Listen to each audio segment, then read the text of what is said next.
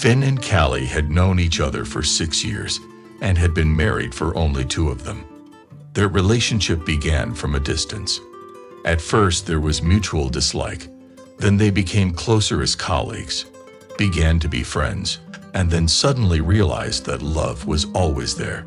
Even before the wedding, Callie suggested that Finn leave their job and open his own coffee shop. At first, Finn refused, fearing failure and being left with nothing, but Callie convinced him to try. During the renovation of their first establishment, they became close, and 2 significant events soon followed. They registered their relationship and finally opened a coffee shop. The investment turned out to be successful. The institution became popular, and satisfied visitors were frequent guests, which greatly pleased the owners. Callie joked with her husband, saying that she was in charge here because she was the one who insisted on starting a business. Finn smiled and agreed with her. She really put a lot of work into their common cause. As time went on, Callie and Finn celebrated their wedding anniversary and the birthday of their coffee shop. It's been a difficult year, Finn said when they were relaxing at home in the evening. They ordered food delivery, turned on the show, and enjoyed the moment. It seems to me that it will be easier from now on. We can attract another audience. The wife laughed. I suggest hiring someone other than us, the husband said. Callie supported the idea.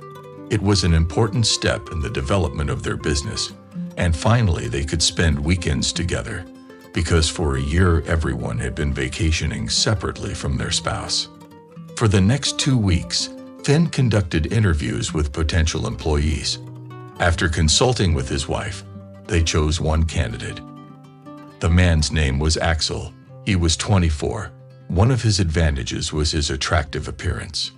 Finn immediately thought that this would help attract more girls to their coffee shop. Finally, Callie and Finn were able to spend time together outside of work. At first, everything went fine. But then Finn noticed changes in his wife's behavior. She became secretive, constantly sat on the phone, and suddenly began to deny him intimacy, citing various reasons. This annoyed Finn. Callie, what's wrong? He asked after another refusal, clenching his hands into fists. Well, it's just not the time. I don't want to. I'm sorry. Callie smiled guiltily and kissed him on the cheek. The anger did not subside from this explanation. The accumulated irritation led to frequent quarrels from scratch. Sometimes, they swore so much that Finn slammed the door and went outside to cool off. He insisted on talking, trying to figure out what was going on. Most of all, Finn wanted to know what happened between him and his wife. Accustomed to their perfect relationship, he was completely shattered. Are you all right? Axel asked Finn one morning. You don't talk to your spouse. Finn waved him off, muttering that she had already annoyed him with her cockroaches. Axel smiled knowingly and told about his ex-girlfriend, who one day got so annoyed with him that he simply disappeared from her life. This option did not suit Finn. He loved Callie and did not want to leave her. Everyone has crises. They just need to be experienced. He continued to try to work on the relationship, while Callie was moving away from him every day and getting colder. One day he had to come to work on his day off. A chocolate delivery arrived, and he went to the coffee shop. When he got to the front door, he saw that Axel was not at his workplace, and there was a sign on the counter saying break.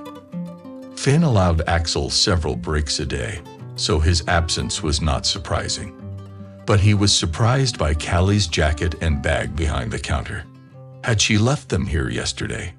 No, he remembers her putting things in the car. Something was wrong. Finn tensed up. Carefully, trying not to make any noise, he put the boxes of goods on the floor and listened. Nothing. When he reached the door leading to the staff room, he listened again. Puffing and stirring could be heard from behind the thin door. Everything indicated that there was someone inside. Come what may, Finn thought, and pulled the door.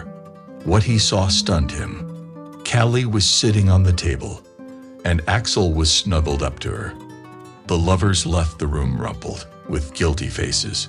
Finn looked at them and realized that he did not even have the strength to swear. The situation knocked him out of his rut, and he perceived reality as if through cotton wool. His ears were pounding, and on trembling legs he went outside. His wife followed him. He could see her lips moving, but he couldn't hear what she was saying. Suddenly he shouted so that passers-by turned around. He shouted at Callie everything that had accumulated in his soul, cursing.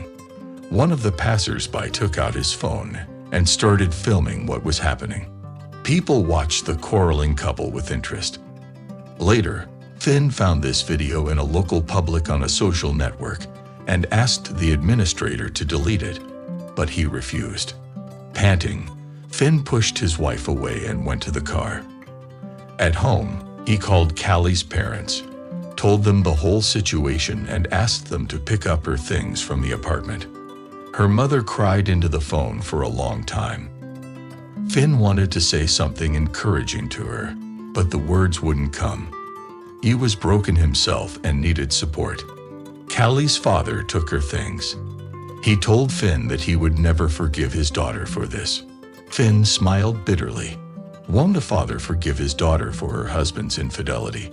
But he kept his word. It turned out that the fact was that Callie's father's first wife had cheated on him with her best friend, and now the topic of infidelity was taboo. When Callie arrived to collect her things, her father put out her suitcase and slammed the door in her face. She knocked, asked to be let in, called her mother, but she could not go against her father's will. Even though she pitied her daughter, Callie had to wander around her friends and boyfriends. Finn bought out her share of the business to own it alone, but he couldn't work there. Every time he went into the coffee shop, he remembered Axel and Callie. He soon sold the coffee shop. Callie quickly spent the money she received and was left without funds. She had already forgotten what it was like to work for someone and obey. Therefore, at first it was difficult for her at her new job. She was very nervous, trying not to show it. But sometimes she locked herself in the toilet and cried, blaming herself for her weakness and connection with Axel. They lived together for a couple of months and broke up, realizing that sex and everyday life are different things. Axel turned out to be a complicated man, and his oddities began to annoy and even frighten Callie. As a result, she was left alone in a rented cheap apartment and at work, which brought her only tears.